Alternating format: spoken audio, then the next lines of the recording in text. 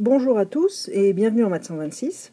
Donc aujourd'hui on est dans le premier poly d'algèbre linéaire et on est dans la section donc, des systèmes linéaires dans la partie forme échelonnée. Et donc dans cet exemple on va traiter le premier système, donc l'échelonnage du premier système S1. Allez c'est parti, on va donc échelonner ce premier système. Donc la toute première chose à faire, c'est de vérifier qu'on ne s'est pas trompé dans l'énoncé, parce que un bon tiers des erreurs, c'est des erreurs de recopie. Donc on va voir, donc c'est bien x plus 2y moins z plus t égale 1, x plus 3y plus z moins t égale 2, moins x plus y plus 7z plus 2t égale 3, et enfin 2x plus y moins 8z plus t égale 4. C'est OK pour l'énoncé. Alors c'est parti, on va appliquer la méthode du pivot de Gauss. Donc ça consiste à choisir une ligne comme pivot. Donc là, ici, on a un coefficient 1 devant le x, là.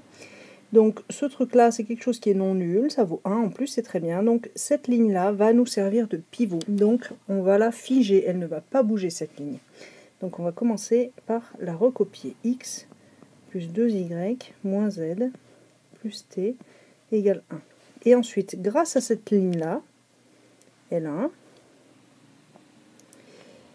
on va faire des combinaisons sur les autres lignes pour pouvoir mettre des zéros dans toute la colonne, toute la première colonne, sous ici, quoi. Donc ici, cette ligne, on la garde, et là, on va mettre 0, 0, 0. Alors, comment est-ce qu'on fait ça? Ici, si on veut mettre un 0 là-dedans, en faisant une opération sur la ligne 2, en utilisant la ligne 1, on voit qu'il faut faire L2 moins L1. Alors, c'est parti. L2 moins L1. Donc, on regarde qu'est-ce que ça donne. Donc, x moins x, ça fait 0, ça tombe bien.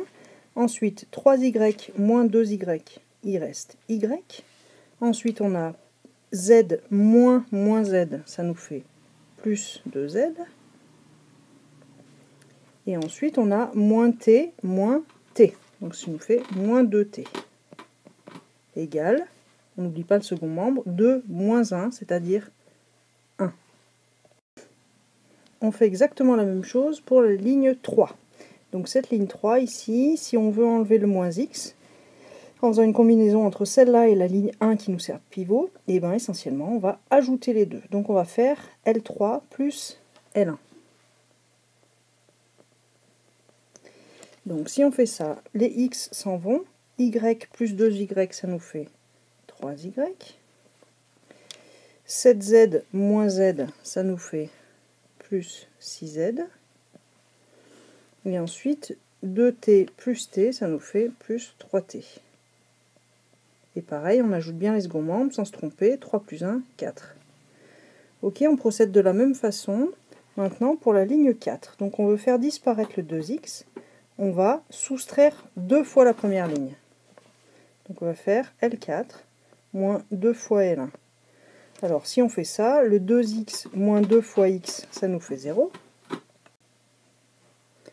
Donc on a ensuite le plus y moins 2 fois 2y, donc ça fait y moins 4y, ça fait moins 3y. Ensuite on a moins 8z moins 2 fois moins z, donc ça fait moins 8z plus 2z, c'est-à-dire moins 6z. Et enfin pour les t, on a 2t moins, enfin on a plus t, ici là, plus une fois t, moins 2 fois t là, donc ça nous fait moins t.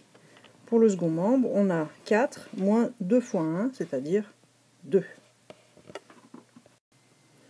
Donc ça, c'est la première étape du pivot de Gauss. On a réussi, en faisant des manips sur les lignes, en utilisant uniquement la ligne L1, à mettre des zéros dans la première colonne. Donc maintenant, on va faire exactement de la même façon, sauf qu'on va travailler sur ce système qui est là maintenant. Donc ici, on va chercher une ligne de pivot. Donc celle-ci, elle convient bien, puisque ici, on a un coef non nul. Donc on va utiliser cette ligne qui est la nouvelle ligne 2 maintenant. Donc là c'est la nouvelle ligne 1, nouvelle ligne 2, nouvelle ligne 3, nouvelle ligne 4. Donc on va prendre notre système, on va conserver la L1.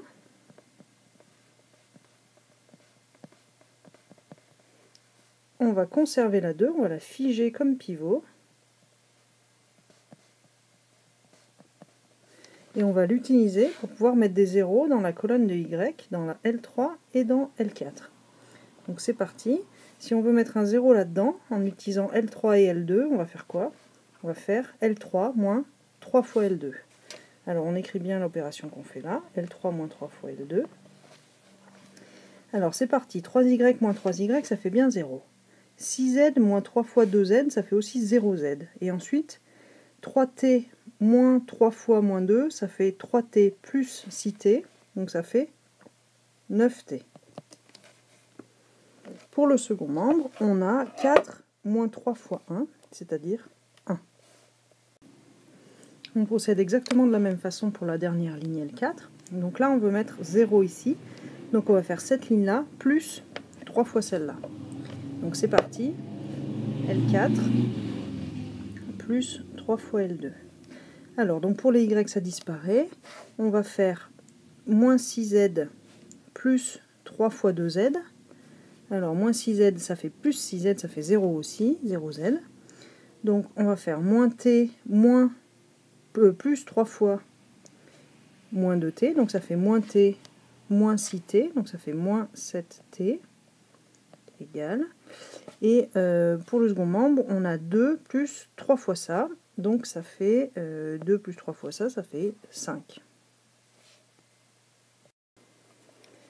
Donc là, on a fait 2 étapes du pivot de Gauss, on a réussi à mettre des 0 dans cette colonne et des 0 dans cette colonne. Donc maintenant, on va s'attaquer au système qui reste, c'est-à-dire celui-ci,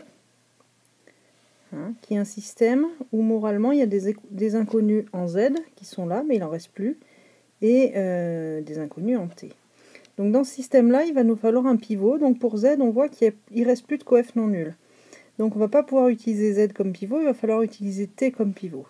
Sauf qu'on veut le mettre sur cette diagonale. Donc là, il y a une étape qui consiste à inverser les inconnus Z et T, à échanger 2 colonnes. Donc là, on va essentiellement juste permuter Z et T. C'est juste une réécriture pour que T se trouve maintenant dans la 3e colonne et que le truc soit propre.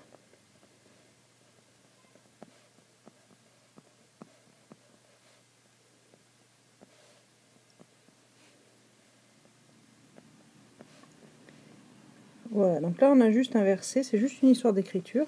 Donc maintenant dans ce système-là, on a bien un pivot ici, un pivot non nul, et donc c'est ça qu'on va utiliser comme pivot. Donc on conserve la ligne 1, x plus 2y plus t moins z égale 1.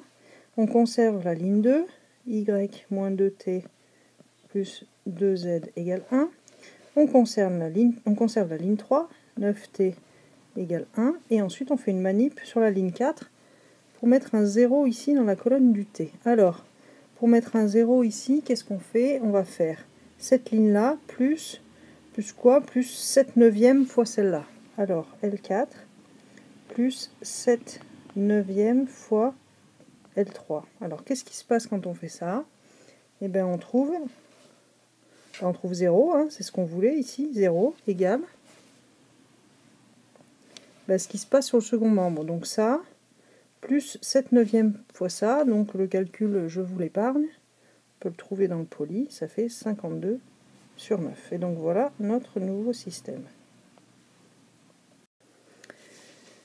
Donc ça, d'après le cours, c'est vraiment bien la forme échelonnée. Donc on a 1, 2, 3 lignes de pivot, pivot non nul. Et en dessous de cette ligne-là, on a les équations de compatibilité qui contiennent toutes des zéros dans le premier membre, c'est-à-dire de ce côté-là. Ok, donc ça c'est fini pour la forme échelonnée pour le système numéro 1. Ok.